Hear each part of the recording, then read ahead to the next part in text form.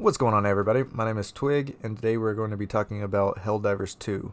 I've had an extremely fun time obtaining all achievements in this game, and I have to say, this is probably my favorite release of 2024 so far, and by the time that the year is up, I bet it will still be one of my favorite games of the year, even though it's only late February. Before we get into specifics about the game itself, I just want to say that I'm trying to put out video reviews of games that I 100% this year. I've been posting written reviews on Steam, and I recently made a curator group, so if you're on PC, feel free to add me on Steam. My profile will be linked below. With all of that out of the way, Helldivers 2 is obviously the second game in the series. I picked up the first Helldivers game, but didn't have enough time to play it before the second one released earlier this month. Arrowhead Game Studios took a huge leap in the third-person genre, coming from the top-down shooter style of game development, and I have to say, I really think they knocked the ball out of the park with this title. I'm definitely going to go back and play the first one when we hit a dry spell with game releases. You play as a Helldiver, which is a soldier that is a part of the galaxy's last line of defense. You fight for freedom and take down hostiles on different planets, either solo or in a squad with up to 3 other players. As of right now, Steam reviews are mostly positive, but I don't really pay that much attention to them, especially nowadays.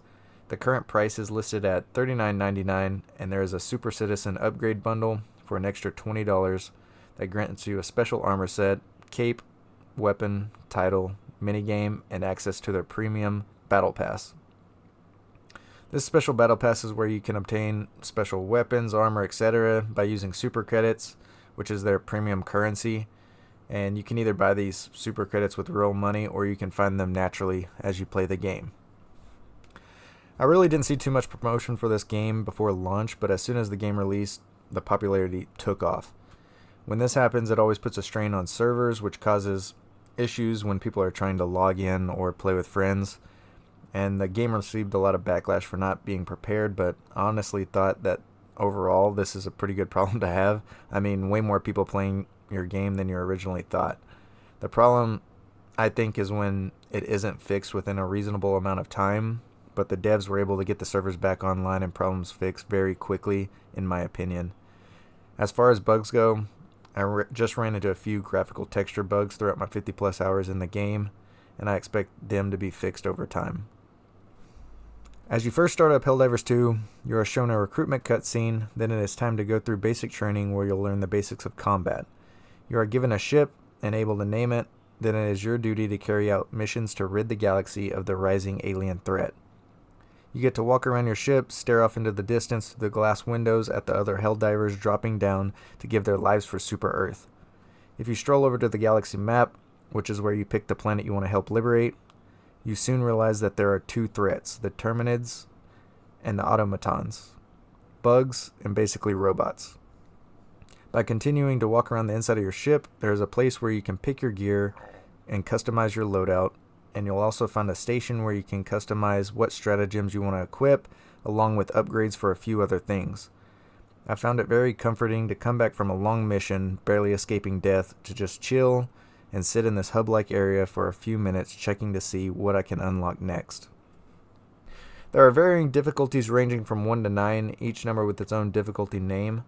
You can actually progress through each of these difficulties very quickly with a good group of players. Obviously, the harder the difficulty, the harder the enemies, with more difficult enemy types spawning, and a lot more of them as well. There are special materials that you'll need in the higher difficulties to get certain achievements, but as you level your character up, you get better gear and can unlock better stratagems. These are basically like powerful ordinances that you are able to call down from your Super Destroyer ship during missions to aid you in battle. The way you input the stratagem codes is super sick and really can be crucial while in a heated firefight. There's nothing like being overrun with enemies, then all of a sudden your buddy calls in a perfectly placed orbital strike to save your life and allow you to escape.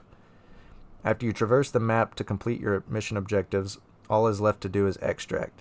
You run to the extract location to call down your ship, fending off anything that comes your way, and hopping on the ship just in time to get out of there and back to the Super Destroyer where you assess what mission you want to do next.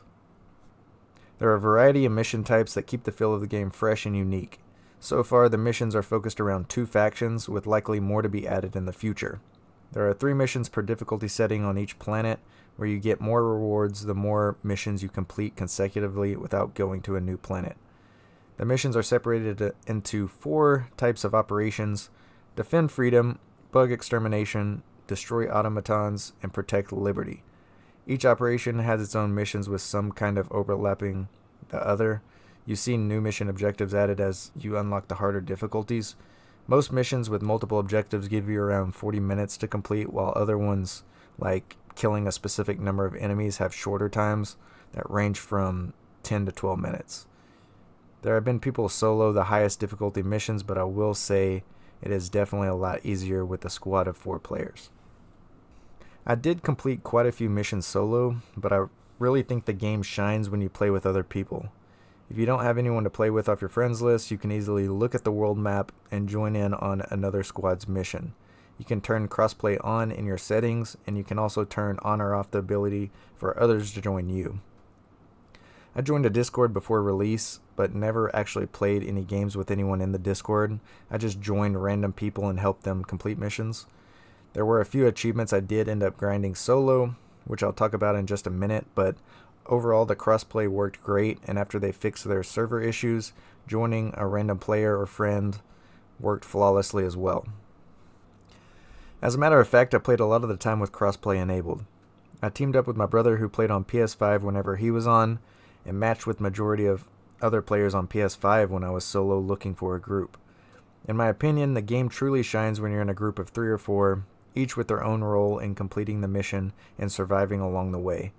My go-to role that I like to play was basically like a slayer, where I kill as many enemies as I can to allow for my teammates to complete objectives and to call in supplies and airstrikes. I really enjoyed the guard dog stratagem along with the machine gun, which you unlock really early. I really enjoyed both the bots and the bug missions. Each one provides a completely different feel and challenge to the game. The armors and weapons are unique, but I feel like there could be a few more options, which will probably be added in time. The shotgun is easily my favorite, and as far as performance goes, the game ran great for me. I think it froze maybe twice where I had to kill it and restart. When we talk about the achievements for this game, they're kind of all over the place, but each of them can come naturally if you just play the game and experiment with different weapons and stratagems. Out of the 38 total, a few that stuck out to me that I actually had to grind a little bit the past couple days for were the complete 100 missions one, the complete a full extreme difficulty blitz mission and extract in under 6 minutes, and the reach max level on one ship module one. I actually just maxed out one ship module last night because you need quite a few common samples for that achievement, as well as the achievement where you have to upgrade all the ship modules at least 1 level. I upgraded all the ship modules 1 level first, and it left me with like no common samples, so I had to find a squad to help grind the rest of those out. As for the 100 missions achievement, if you need to, you can just run like a difficulty 1 mission over and over until you unlock that. And I actually did the hardest achievement in the game solo, which is complete a full difficulty blitz mission and extract in under 6 minutes. And the extracting under 6 minutes is basically the key. I literally just ran around throwing grenades or using like orbital strikes to blow up the bug holes, and then running to extract, calling in the ship, and then using a jetpack to boost up out of enemy reach until the ship shows up. It really is dependent on the map that you get along with the objective, because sometimes you have to destroy a ton of bug holes, or it can be like as little as 6 to 8. With 2 players in a squad or more, it can take 4 minutes for the ship to extract, whereas doing it solo, the extract timer was always 2 minutes for me. Definitely the hardest achievement for me, where I struggled on many runs. Most of the other achievements can be done using different weapons or doing quirky things like calling in 6 orbitals in the same area. On my Steam reviews, I usually give games a difficulty rating to 100% it, from 0 to 5 stars, and I gave this game a 3 out of 5 stars mainly because it takes a little bit of time to grind up your level, as well as a little bit of luck with finding a good cooperative squad. I think Helldivers 2 is insanely fun and can produce a ton of unique adrenaline-inducing moments that you just can't find in a lot of other games.